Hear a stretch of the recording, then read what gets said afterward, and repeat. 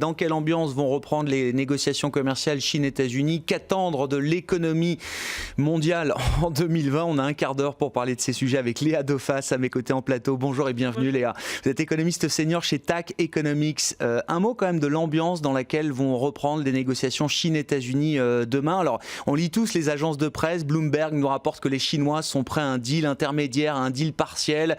Si Donald Trump, effectivement, sursoit encore aux prochaines étapes de la guerre commerciale et les tarifs qu'on attend peut-être dès le 15 octobre prochain. J'ai du mal à imaginer que l'ambiance soit quand même très constructive en ce moment entre la Chine et les États-Unis, Léa. Ouais, vous faites bien, c'est exactement ce qu'il faut avoir en tête. Ça fait longtemps en fait qu'on voit le principal risque en fait de la guerre commerciale Chine-États-Unis. Pas tant sur la question des négociations commerciales, celles-là elles resteront, comme on dit depuis longtemps, c'est un jeu de puissance entre la Chine et les États-Unis.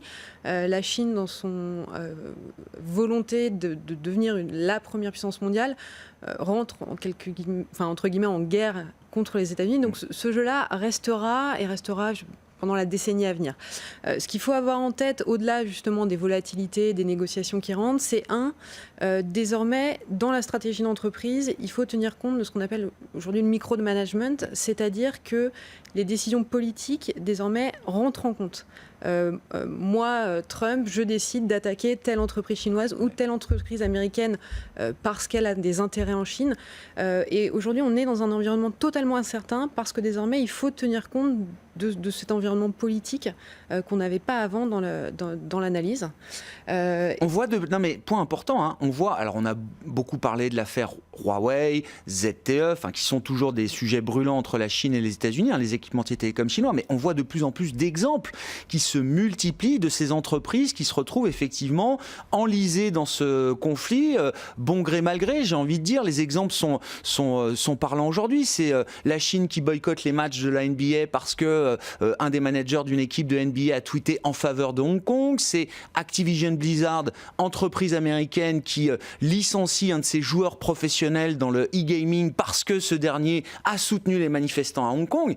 Ça devient compliqué, effectivement. C'est la politique qui guide le business pour pas mal d'entreprises aujourd'hui qui sont présentes et aux États-Unis et en Chine, bien sûr. Voilà, donc ça, c'est un facteur qui ne changera pas, qu'il faut désormais tenir compte dans la stratégie, c'est que désormais, il y a un risque politique qui est d'autant plus fort vu les réactions ces derniers jours de Donald Trump. Et puis, il faut également avoir en tête que ça va toujours entretenir cette volatilité de marché. Et que ce que vos intervenants disaient précédemment, c'est qu'en fait, on est dans un marché très volatile, mais on ne sortira pas de ce monde-là.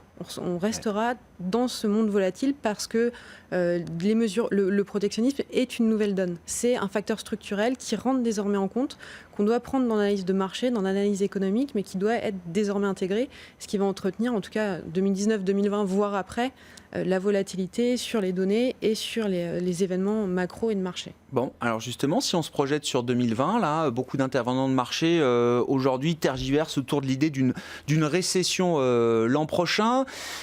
Qu'est-ce qui démarquerait un scénario de récession, de vraie récession, d'un scénario de croissance très médiocre, qui serait vraiment très ralenti, sans doute sous son potentiel, notamment aux États-Unis? Quels sont les facteurs clés qui nous feraient basculer dans l'un ou dans l'autre des scénarios? Est-ce que ça dépend notamment de l'évolution du conflit entre la Chine et les États-Unis? Est-ce qu'il y a d'autres facteurs plus structurels peut-être encore à prendre en compte? Alors, ce qu'il faut avoir en tête, c'est que jusqu'à mi-2020, le scénario il est assez clair. C'est-à-dire qu'on a un ralentissement de l'activité et il s'accentue.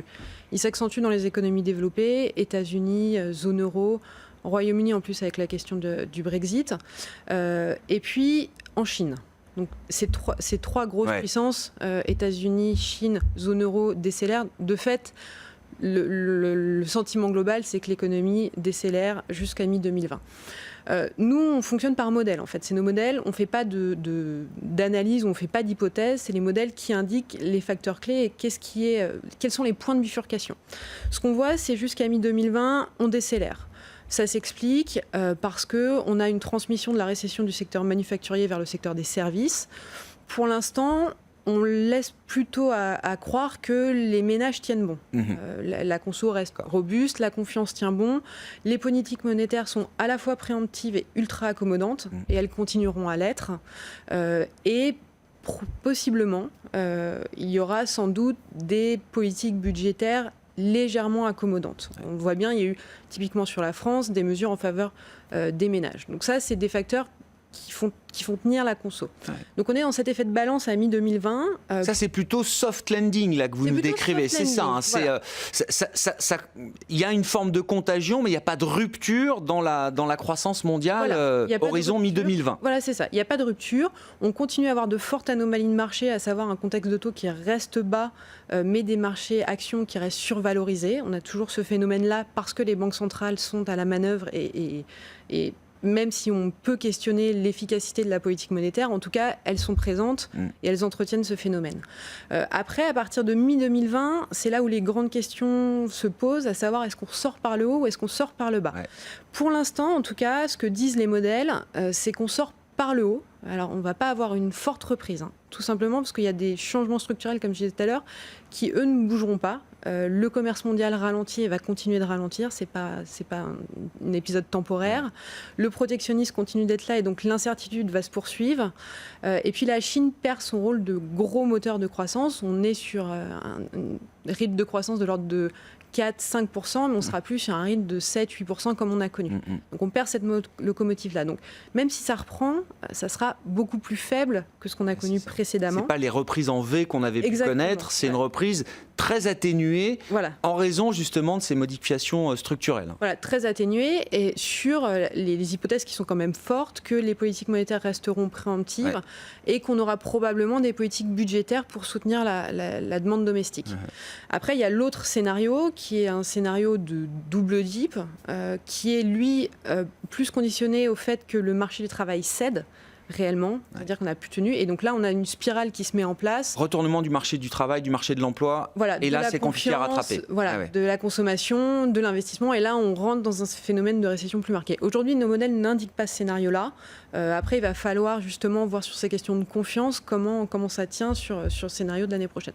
Pour l'instant, on est plutôt sur des niveaux faibles de croissance avec une légère reprise, mais à questionner notamment avec toutes ces anomalies de marché aussi. Oui, mais alors c'est ça qui est intéressant, c'est-à-dire que le scénario central que vous avez de croissance faible, très médiocre, en ralentissement, ça n'enlève rien au schéma de marché qu'on connaît depuis un moment. C'est-à-dire plus les taux sont bas, plus c'est un soutien pour les actifs risqués, plus les valorisations des actifs risqués gonflent, notamment des marchés actions. Ça, ce schéma-là, il peut durer encore et il peut perdurer dans le temps pendant les prochains mois. Alors, ce schéma-là, oui, malheureusement, même si on constate... Est-ce qu'à un moment, les taux bas sont un soutien suffisant pour les marchés actions ou est-ce que non, ça ne protège pas contre de vrais accidents de marché ou de vraies dislocations de marché? Alors, si on le remet un peu dans l'autre sens avec ce qu'on voit aujourd'hui sur les marchés, on se rend compte que l'économie ralentit. Les données macroéconomiques sont...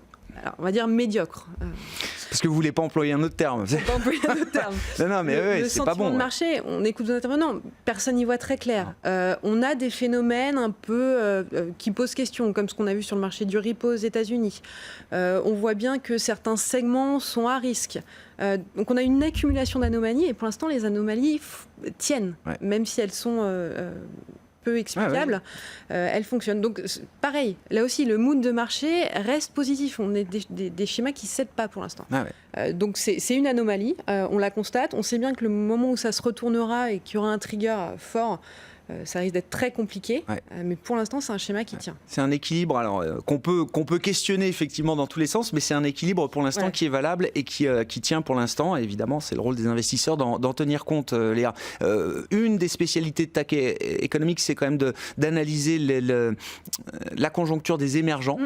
Quid justement des pays émergents, alors qu'il ne faut pas regarder dans leur ensemble, bien sûr, mais quid des pays émergents dans cette phase du cycle? Alors, on a compris pour la Chine, ça continue de ralentir. C'est un point clé pour de nombreux émergents dans la zone asiatique déjà, j'imagine. Oui, exactement. Si on essaie de résumer les émergents, c'est 3 points. Le premier, c'est que contrairement à ce qu'on voit sur les pays développés où on a un ralentissement qui s'accentue, chez les émergents, on aurait tendance à consolider, sur les 10 gros en tout cas, et Chine mise à part. Donc on consolide, mais là aussi, on consolide sur des niveaux plus faibles que lors du cycle précédent. Parce qu'il y a des facteurs de résilience dans les pays émergents, ça c'est le deuxième point. Les gros émergents ont ajusté l'année dernière quand on a eu des problèmes sur les devises, donc les politiques monétaires ont été restrictives, mais ça, au final ça a assaini les économies, les changes qui étaient surévalués sont devenus plutôt neutres, et les politiques ont regagné des marges de manœuvre. Donc c'est un facteur qui est plutôt positif sur les gros émergents. Le deuxième facteur de résilience, c'est qu'il y a moins de pression inflationniste. Donc, question de pétrole, parce que ça a été aussi ajusté la dernière fois. Donc, c'est des facteurs de résilience. Et puis aussi, les taux US sont faibles et la politique monétaire, du coup, devient favorable au monde émergent. Ouais. Donc, c'est une consolidation de la croissance, des facteurs de résilience, mais là aussi, le monde émergent est un monde vaste. Donc, il y a effectivement des divergences. Chose à laquelle il faut être sensible dans un choix de pays pour les émergents, c'est la sensibilité au commerce international, vu le scénario, et aux matières premières. Le prix des matières premières va baisser vu le ralentissement de l'économie. Donc il faut faire attention aux pays qui sont dépendants des matières premières et du commerce international. On a les Émirats, l'Arabie Saoudite, la Thaïlande, la Malaisie. Il y a aussi des pays avec des vulnérabilités spécifiques au pays. Je pense à la Corée qui a un problème sur l'activité en ce moment. Je pense à la Thaïlande. Donc voilà, il y a des poches à avoir. Surtout attention aux pays asiatiques en ce moment avec le ralentissement de la Chine. Mais voilà, il y a un bloc émergent où on a envie de dire que le monde émergent est probablement moins risqué qu'il ne l'a été l'année dernière. Là où le ralentissement est en cours sur les développés, il est plutôt passé sur les émergents. C'est ça. Ils ont déjà consommé la baisse d'activité d'une certaine manière. Les cycles se sont un peu décalés. Le cycle émergent est en amont. Par contre, les risques restent élevés. La Chine est en ralentissement. Et il y a quand même des facteurs de vulnérabilité vu le ralentissement du commerce international. Bon. Un mot du Brexit, je ne sais pas que disent les modèles de TAC économique parce que j'aime bien l'histoire des modèles. C'est quantitatif, non mais il faut le rappeler quand même. Vous crunchez un nombre très important de données. Voilà, c'est du big data quand même.